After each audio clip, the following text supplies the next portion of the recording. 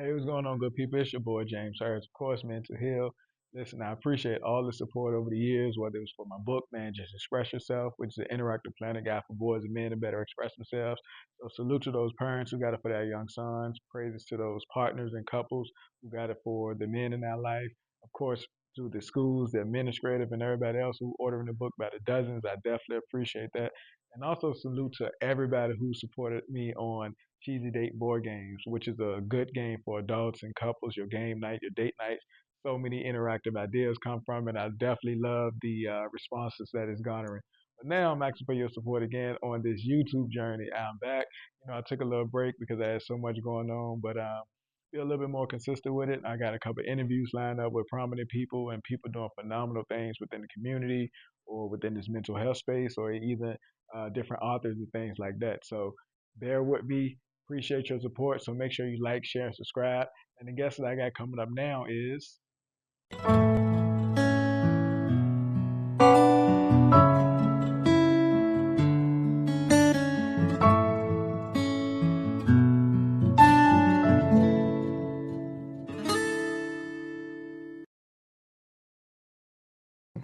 Hey, I'm Dr. Chantel Chambliss. I'm the CEO of Nonprofitability. We're a boutique consulting firm that specializes in nonprofit startup and sustainability. Okay, so for those people who don't know, why is it important, I guess, to have a nonprofit, or what is a nonprofit opposed to a traditional business? So, a lot of people tend to think a nonprofit means, oh, it's a business, but it don't make no money, right? And it's actually the opposite. As we've seen, some of our favorite multi-million dollar organizations are nonprofits. A nonprofit is essentially a social entity formed for the public's charity. So it's here to subsidize the cost or access or provide access to people, places, and things that we may not otherwise have access to. Of course, nonprofits make plenty of money, right? The only difference between a nonprofit and a for profit is what happens with the money. So, in my for profit business, if I make $10 million, I can do what I want with that $10 million. What's left over at the end of the year after my expenses can go in my back pocket if I wanted to. With a nonprofit, because it is created for the public's interest, the money that is left over at the end of the year is simply reinvested back into the business. You still have salaries, employees can still bonus, you can still purchase property, you can do all the things you can do in a for-profit business. It's just that at the end of the year, it's reinvested back into the nonprofit. Okay, so is this part of the reason why a lot of athletes and celebrities now have like charities and different things like that, foundations? Absolutely. So a lot of our athletes come from humble beginnings, right? They want to give back to the communities that they come from. And the best way to do that, of course, is through a nonprofit. It allows them to provide, to take in revenue that is free of income tax. It allows them to collect donations that are tax deductible for the donor. It allows them access to grant funding that's reserved for nonprofit public charities. And so it's a really impactful way to give back to your community versus just, taking, yes, could they take money out of their pocket? Could Tom Brady take $1 million out of his pocket and reinvest it in the community? But that $1 million is going to be more impactful and go further through a nonprofit. Okay, and so is it possible that people have both? I think people should have both. I think any entrepreneur, I just had this conversation this morning. Any entrepreneur who's running a for profit business should have a charitable arm. I say air quotes because technically your nonprofit is going to be a separate business. But you should, if you want to be an entrepreneur, for an impactful entrepreneur who wants to give back to their community, you should do both. You should have your for-profit business that I'm looking at the shoes behind you. Some say that sells shoes, right? And then maybe you have a nonprofit that provides shoes to children in, South Africa who cannot afford a pair of shoes. For every pair you sell, you send two pairs. Tom's is one of the biggest companies in the world. And it's really a nonprofit. For every pair of Toms you buy, I think they send two pair of shoes. somewhere. Same thing with Newman salad dressing. Every time we buy a bottle, it's paying for educational initiatives all over the world. Yeah, no, that's awesome. I mean, majority of these questions I know because I definitely have both, but I just want to ensure that the people who are listening can get their education as well, opposed to just assuming that people know these things. So forgive me if you got to be redundant with your answer. I do not mind. I'll be singing this song until I can't sing no more because it's Of important. course, yeah, yeah. So I send you so many people who want to structure their nonprofit or at least get started with the nonprofit. So I know you do phenomenal work. That's why I got you on here. So let's shift gears and talk a little bit about who serves on the board of directors and potentially how are those people found, or like is it if for my finance chair, does this person need to have a financial background? My CEO or my COO or any of those entities, do they need experience, or can I just pull a couple of my friends off the street that I trust to put in these positions to, vote?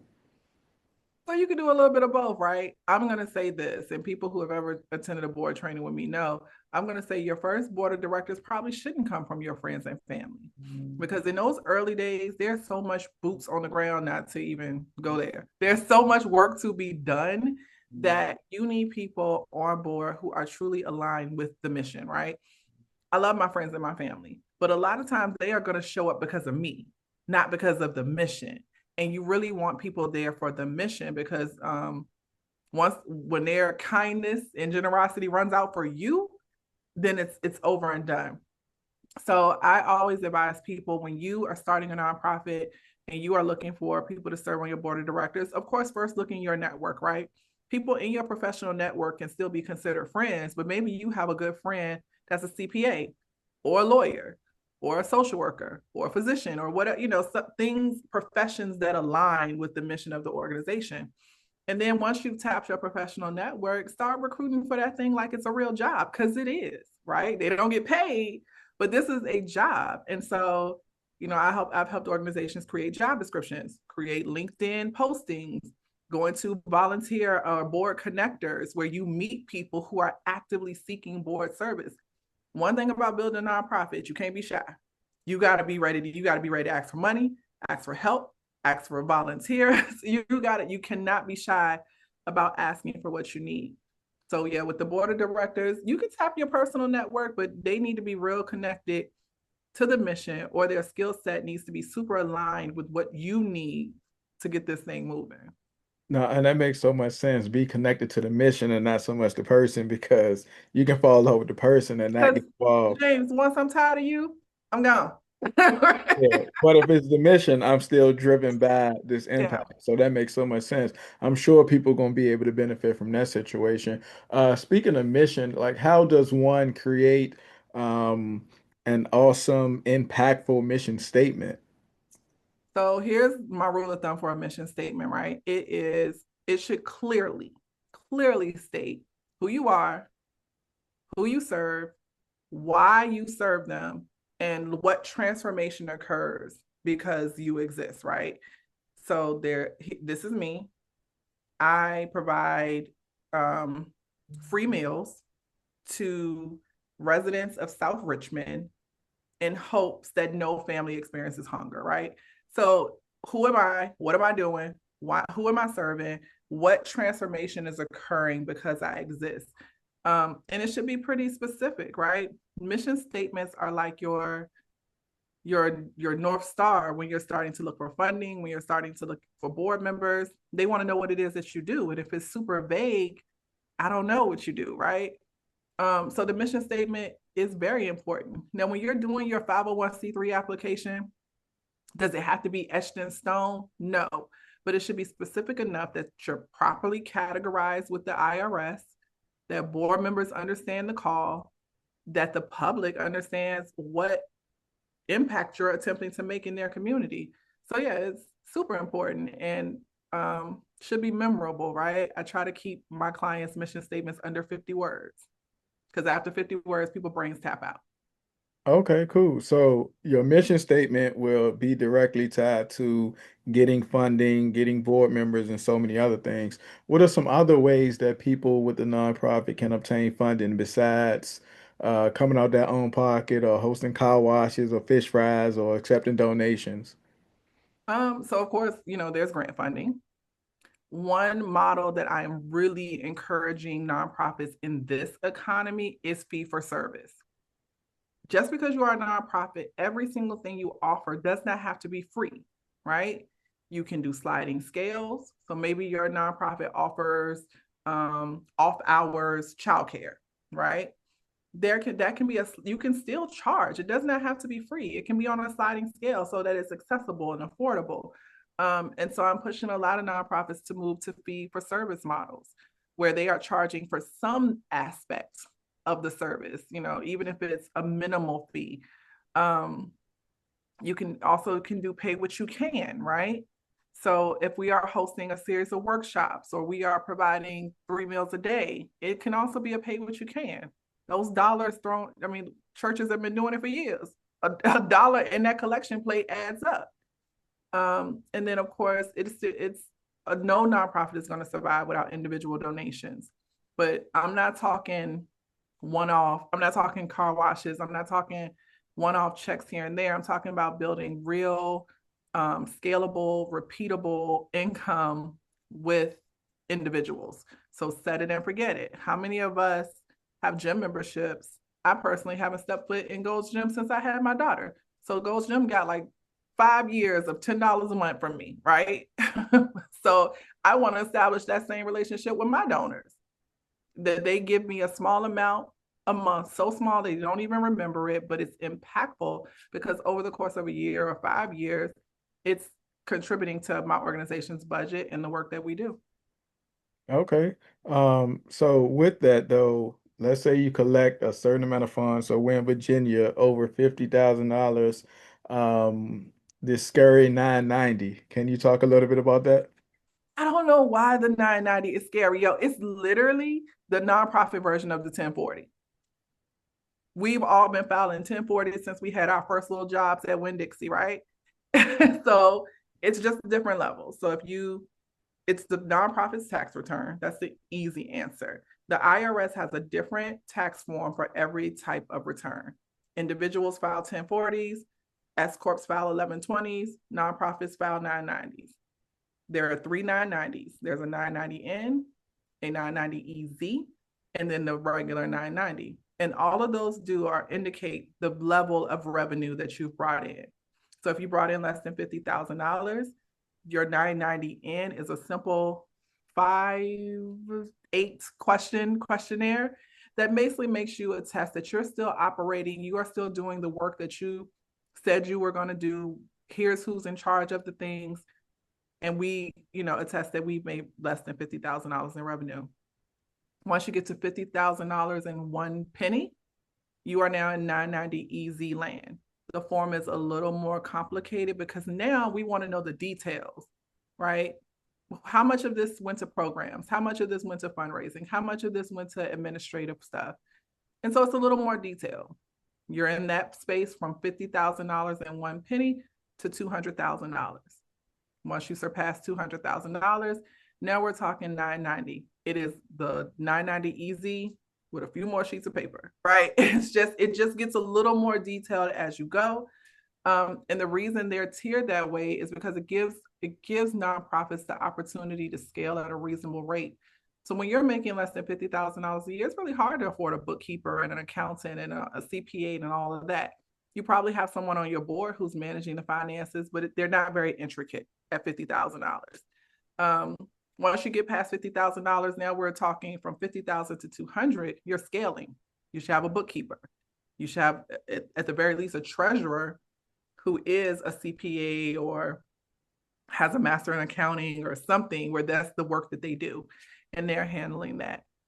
And then by the time you get to $200,000, you should absolutely be at a point where you have a CPA managing this organization's finances, because if you're surpassing $200,000 in income, I can guarantee you there's some grants there is some fee for service there. There's a good, healthy mix of income. And someone who is financially savvy should be managing that reporting. Okay. Heck of an answer. I appreciate all the detail that you gave with that. So I'm sure people will be able to get a lot of insight. So if we are, you spoke a little bit earlier about grants and stuff like that, donations, and now the 990, if you do obtain those funds. But what about, is it any way possible that you can educate people on, like the in-kind donations just a little bit more, because now, a lot of organizations, they impacted by tariffs, they revenue is down because inflation is up and so many other factors. So people might not give this $100 that they typically would, or these companies who need that right off at the end of the year might not, but other people may give an in-kind donation. So is there any way that you talk about those type of things a little bit more? Absolutely. My nonprofit was built on in-kind donations. So, I run the local affiliate of Dress for Success. We're part of an international network of nonprofits. And our core program is our clothing closet, for lack of a better word. And everything in that clothing closet is an in-kind donation. And so in-kind donations are kind of our life. And people tend to misconstrue in-kind donations that they have to be physical, tangible items. No, they are things that are given to you that have a monetary value, right? One is that those still contribute to the value of your organization. So, for instance, for every we've measured like the leaf size trash bag for every one of those that we get, and we're talking not literal, but how we've measured this is that each one of those bags is worth $150. So if in a given month we can say this many of these bags came in, that is the value of the clothing under our roof, right? Same thing with professional services. Consultants. A consultant comes in, spends 18 hours doing a strategic plan for your organization.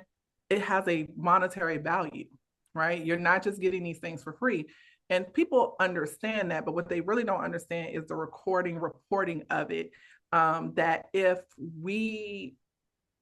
someone gives me $25,000 in consulting services, that still goes into my budget because it contributes to my sustainability, meaning that if I need the same amount of consulting 2 years from now, that we are going to have to budget $25,000 versus not adding it to the budget.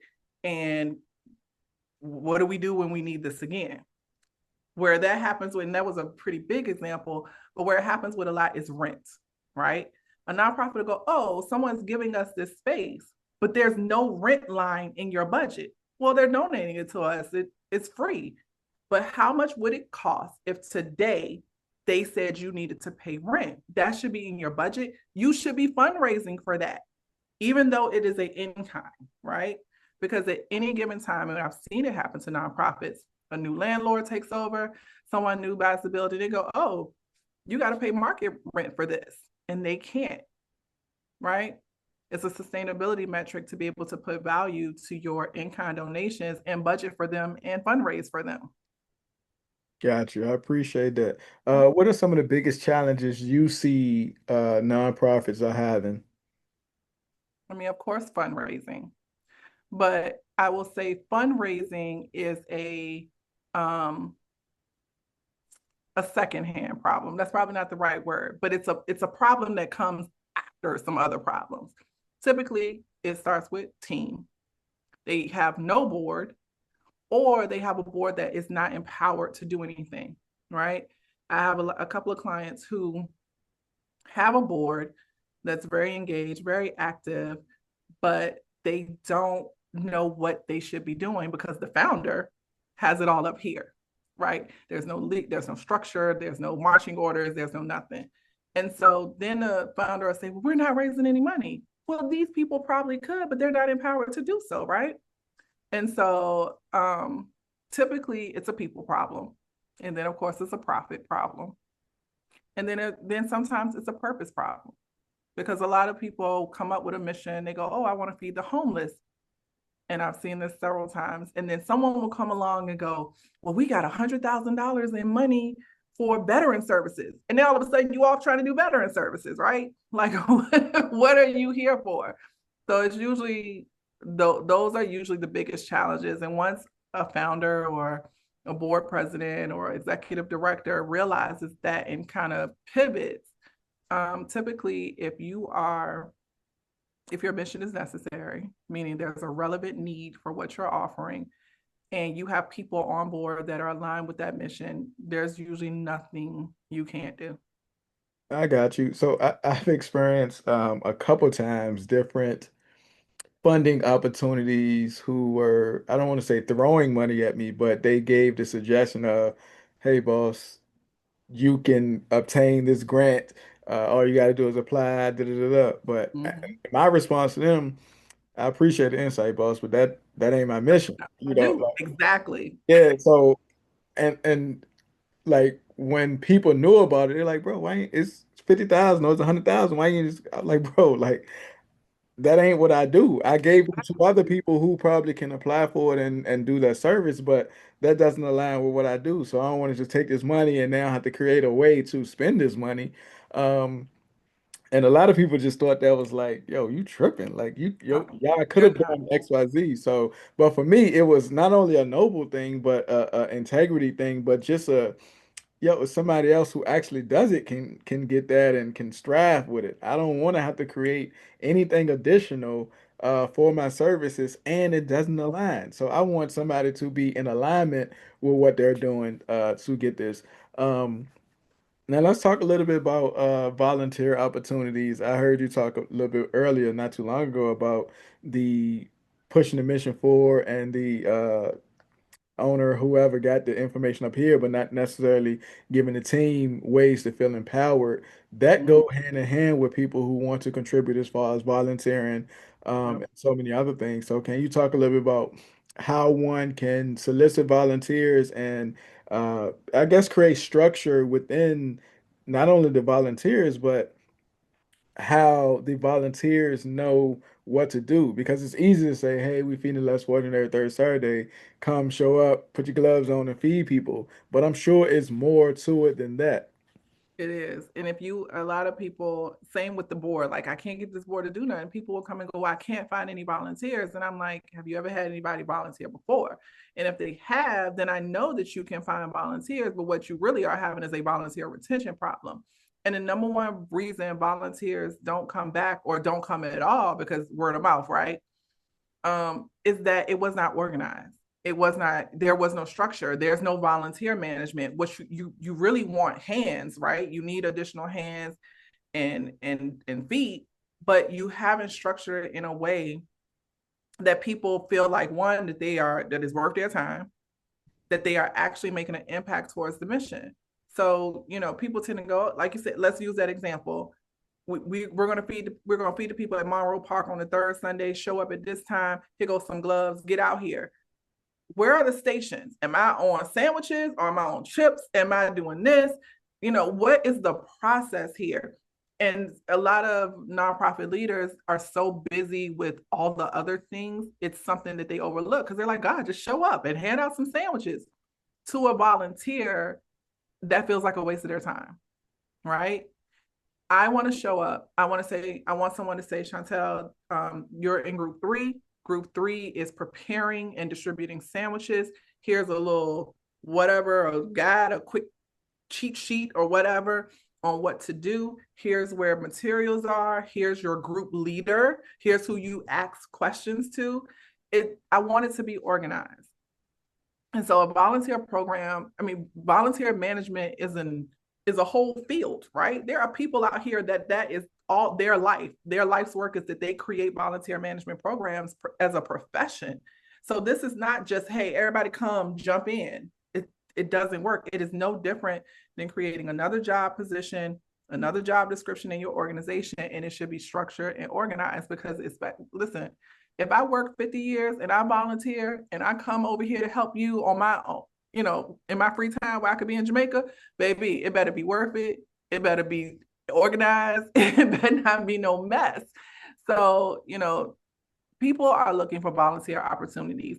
There are literal volunteer job boards where people just go to look for ways to volunteer because it's a way that they give back, just like they do with their money. And I tell people volunteer management programs are also super, super important to the successful scalability of your nonprofit, because 70% of volunteers are also financial donors. So you leaving money on the table when you pissing these people off and they ain't coming back. Because once they come for a volunteer opportunity and it's a mess, they surely ain't gonna donate no money.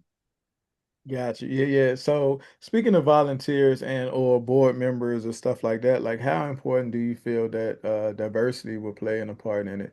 We know from a societal standpoint, DEI is pretty much under attack, but do you think it matters when you have or don't have a diverse board and or diverse volunteers? I would think it would because you want different opinions, you want different outlooks, you want people with different walks of life opposed to just having a monolith board. What's your take on it? It's so important, like from every aspect of this organization.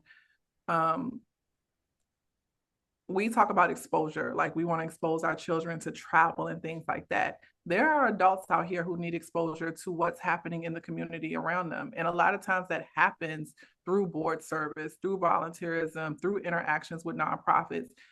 There are people who have came and volunteered from our organization who had never even driven through Jackson Ward, right?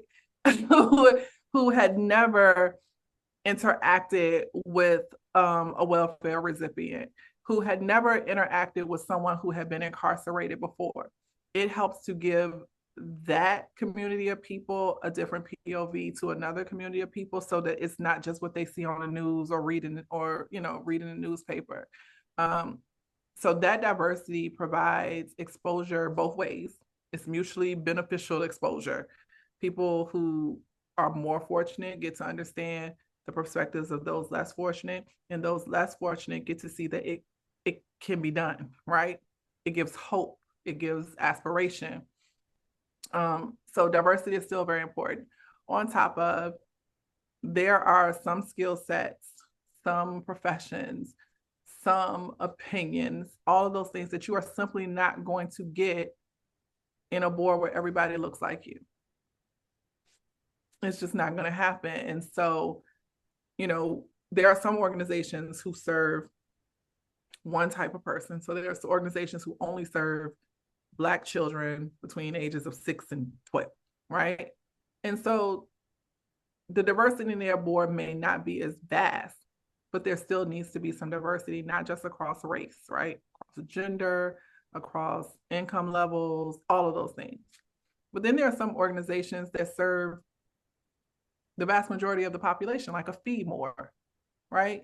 There are men, women, children, Black, white, gay, straight, everyone has benefited from the services of Feed More.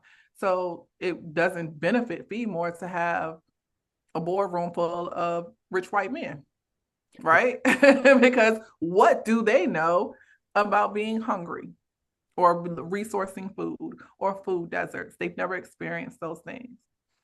So diversity is, it's really non-negotiable in this space. And DEI may be under attack from the current administration, but the theory of diversity, it's forever, right? You can't do away with the theory of it. It will always exist. And it's really important in the nonprofit space. You probably aren't going to come across a board application that isn't going to ask you about the demographic makeup of your board, right? And they And so, should, and as they should. Mhm. So just, having, and that goes back to our first conversation about pulling all your friends and family onto the board. That is where you start to see boards that are not diverse. And not diverse doesn't just mean a room full of white people. It means a room full of Black people too, right? It means a room full of women only. And so diversity is super important and really non-negotiable in this space. Got you, got you. This has been a healthy, rich discussion. I'm sure people are going to be able to take a lot away from this. Now, is it any 3 tips that you want to leave with people as far as establishing a nonprofit or who has a current nonprofit? Just any tips that you find that would be helpful that we didn't cover. All right. My first tip, my always forever tip, is that if you are looking to start a nonprofit, just know that you are making a financial investment. Nonprofit doesn't mean no money. You can't start, scale, or sustain it without making personal investment. Okay. Don't even come into this space, because you need to hire professionals to help you with legal paperwork. infrastructure setups, all the things. Um, if you are currently running a nonprofit and you're feeling nervous about this economic landscape, don't. Nonprofits were born in chaos. Baby, this ain't nothing new to a nonprofit, okay? The first ever nonprofit was literally created because babies were dying on the streets of London. There's nothing a nonprofit has not seen before. And probably the third tip is stay true to your mission. Like if the thing that you want to do is relevant and there's a real need, you don't feel like that, oh, it's a bunch of mentoring organizations. Okay, there's also a bunch of children that need mentoring, right? 2 or 3 mentoring organizations can't mentor every child that needs mentoring. So don't feel that the market is oversaturated. Put some innovation on that thing and keep going. Okay, cool. So if one want to hire you or consult with you, what's the best way to reach out for them to be able to do that? Best way to reach out to me is probably on socials. You can reach me at Nonprofit Ability or Dr. Chantel Chambliss. Same thing for my website, drchantelchambliss.com or nonprofitability.co. Um, Either way, I'm offering one-on-ones, group coaching, strategic planning, all of those things through myself personally or through my firm. Got you. Definitely appreciate you. And yeah, I'll catch you on the next one. I thank you. Thank you.